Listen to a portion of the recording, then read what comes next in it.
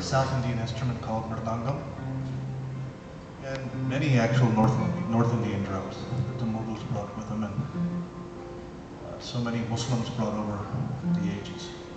Not only did the drums sort of turn into this thing, also the music. North Indian music is also different than South Indian music. And the way that we learn this instrument in the North is through a vocal tradition. It's called parant. So basically what we do is we make sentences and poems, basically, out of the notes on the instrument, and we speak these to each other. Like we learn, our guru will tell us some combination, and then we play that combination. This is how we learn. So for years and years and years, nothing was ever written down. These things were just memorized. And the reason that you could memorize them is because they were pieces of music. So it wasn't just random drumming notes. They were consonants and vowels interacting with each other, with alliteration and all different sorts of things that happen in poetry.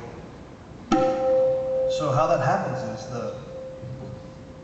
every note that we play on the instrument, we speak with our mouth. So this is na, tin, tun, tita, tak, tira, tina, ghe.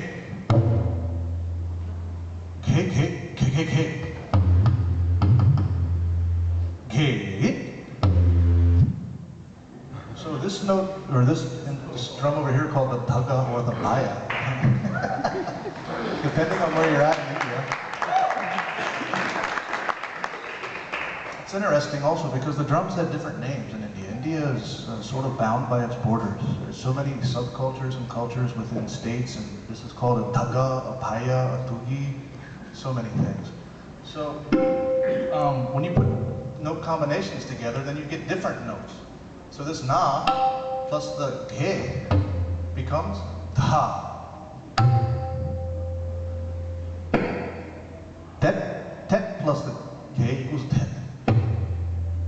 So our gurus will say something like, okay, Jim, you play gegetita gegenana kegetita gegenana. Then you may say, play takatarikita takatarikita takatata. You may say tiritarikita takatatarikita takatirisarikita takatatari.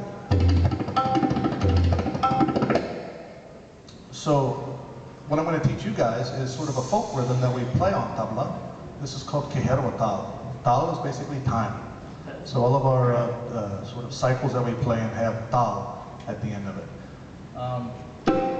What the tabla does in this is it mimics the folk instrument from India, one of the many hundreds of folk percussion instruments. One that's popular is called the dholak, or dolki. Again, you get into, if you're in Gujarat or Maharashtra or wherever you're at, it's called something different. So the notes that we play are dhagi naktin nakatina. And the reason it became that is because the dholak player plays. So the tabla, being slightly more involved in poetry and language, we put actual notes to that, and it becomes dhagi naktin nakatina, dhagi naktin nakatina. And fast it becomes dhagi naktin nakatina, dhagi naktin nakatina, dhagi naktin nakatina. So I'm going to teach you guys this folk rhythm. It's called keherwa. Keherwa. So the way I usually do it is I split the room up. If you're on this side of the room, you get the second half of the rhythm. This side of the room, you get the first half. So the first half is dhage natin. Dhage natin. And you guys answer with nakatina.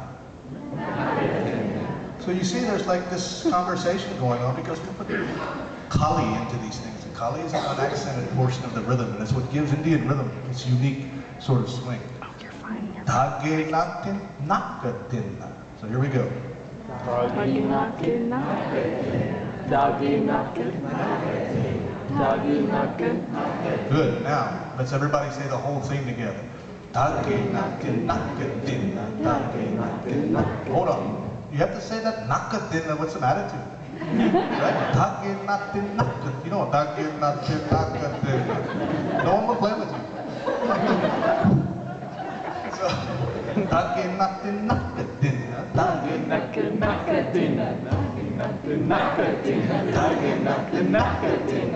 So you ready for a little faster?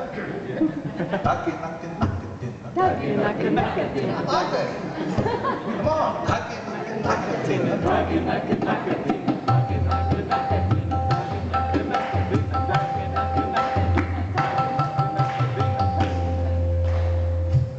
Excellent.